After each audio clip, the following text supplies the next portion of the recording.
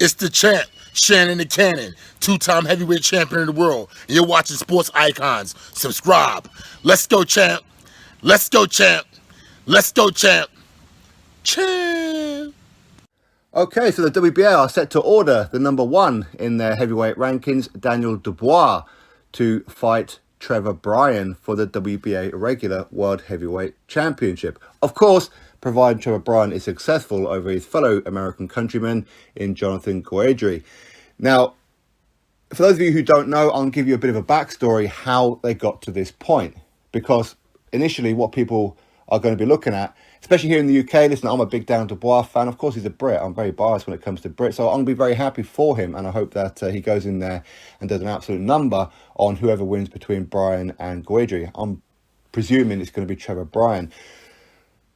But when you look at the whole backstory, the whole thing is shrouded in some kind of controversy, a lot of controversy, really. Some would even say corrupt, such as Manuel Charr. Manuel Charr, of course, he held that belt when he defeated, Alexander Ustinov, when they had that mini WBA tournament after the belt had been passed around like a hot potato. Lucas Brown, he got it from Ruslan Chagayev. Then Lucas Brown tested positive for some banned substance, which then later turned out that maybe he shouldn't have been banned, or who knows exactly what happened. Then Shannon Briggs was meant to fight for the belt. He popped dirty and all this kind of stuff. Eventually, Manuel Charr, he gets put into the tournament and defeats Alexander Ustinov.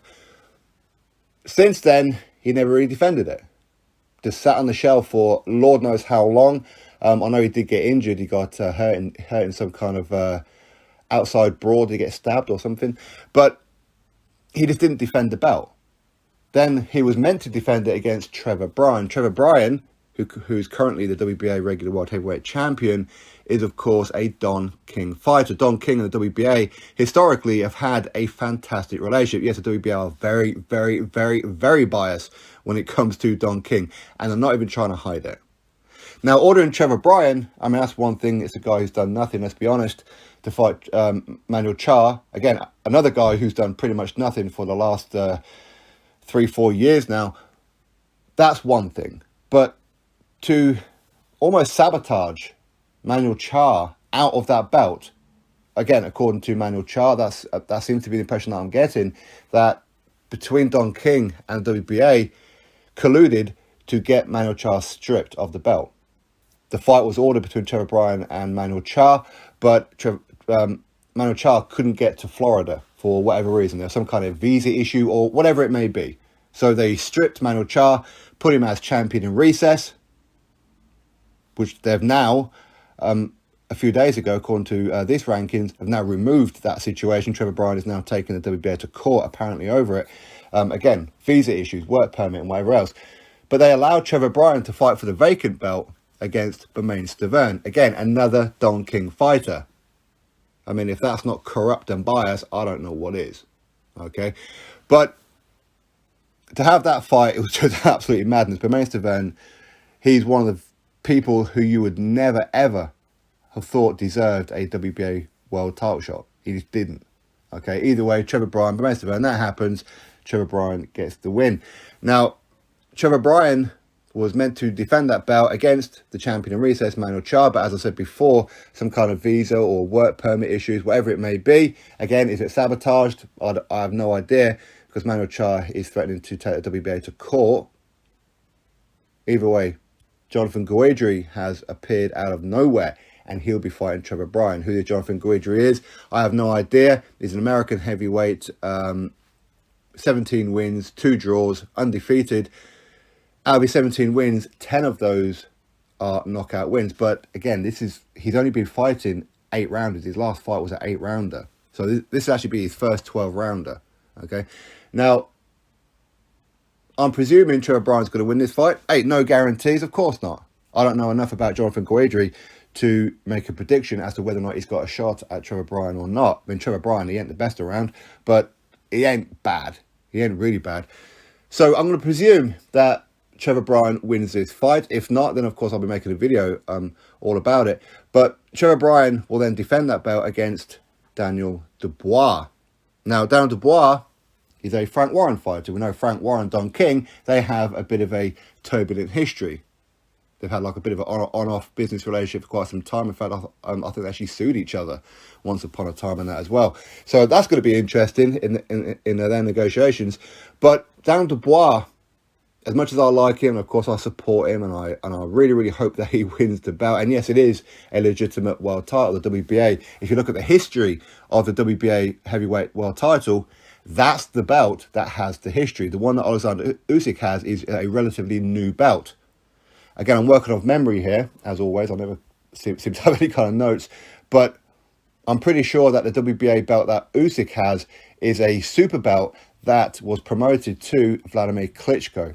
I forget whether or not it was when David Haye had the regular belt and had somewhat of a unification with Vladimir Klitschko. Of course, Klitschko won. Or it was when Alexander Povetkin had it. I'm not too sure exactly, but it's around that kind of time. So since then, the belt with the history has now been demoted to a B-level belt. Okay, so but it is effectively a legitimate world title. Whether we want to admit that or not, it is. Personally, I don't think it should be. It should only be one belt, one division per sanctioning body, of course. Anyway, Dan Dubois, only 2 fights ago, he lost to Joe Joyce. Then he comes back and he takes on Bogdan Dinu. Now, Bogdan Dinu, Romanian fighter, prior to him fighting Dan Dubois, it was on 4 fights. He lost 2 of those. One of them was to Big Baby Jaron Miller. The other one was to Kubrat Pulev, I believe. And then he beat 2 bin men. But somehow Bogdan Dinu became number 1 in the WBA. Do you see the shenanigans that's going on with the WBA? Now, I remember doing videos on all this saying that Bogdan Dinu is there as some kind of cannon fodder for somebody. And I thought it was going to be a PBC fighter like a Wilder, because again, at this particular time, we all thought, or most of us thought at least, that Wilder wasn't going to get the Tyson Fury 3rd fight due to the arbitration and this, that, and the other. Of course, I did an interview with Bob Arum about it. Ain't no way that Deontay Wilder's going to win this arbitration. We're definitely going to see Fury Joshua. Hey, we all got conned, right? But I honestly thought at that time Bogdan Dinu will be fighting Wilder, and that's how Wilder was going to get back in the picture. But of course, that's not the route that happened. And we have to give huge credit to Frank Warren for getting Daniel Dubois immediately into that situation. So Daniel Dubois is going to be a world champion, or could very well be a world champion. But do you think he's going to stop right there if he defeats Trevor Bryan or Jonathan Guidry, who he's going to be? No. He will then be mandated to fight the winner of Joshua Usyk Part 2. So in my opinion, this is what's going to happen, because the WBA is up next for its mandatory. That's up next. Last time it was the WBO, Usyk. Before that, Kubrat Pulev, IBF. Now it comes back around again to the WBA. So Dan Dubois will go from losing to Joe Joyce, fighting again to somewhat bin men, going to get a WBA regular belt from Trevor Bryan, and he could be straight into a Joshua Usyk winner match. Big money, big opportunity in that for him. So you have to give massive credit to Frank Warren, quite how everybody else missed it. Of course, I did many videos on it saying that that's the route people should be looking at. It was Frank Warren who done it. So Eddie Hearn dropped the ball, and Bob Arum dropped the ball. You've got Al Heyman dropped the ball on this one. So you do have to give massive credit to Frank Warren for playing the political game. And he won. Or potentially he could win anyway. But anyway, that is the news. The WBA will be ordering Daniel Dubois to take on the winner of Trevor Bryan versus Jonathan Guidry for the WBA regular World Heavyweight Championship. So hopefully, all going well, touch wood and all that kind of stuff, Daniel Dubois will become a World Heavyweight Champion. Some of you will go, no, he won't. It's not a belt.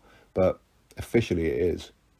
I don't want to say it is either, but officially it is. And as Daniel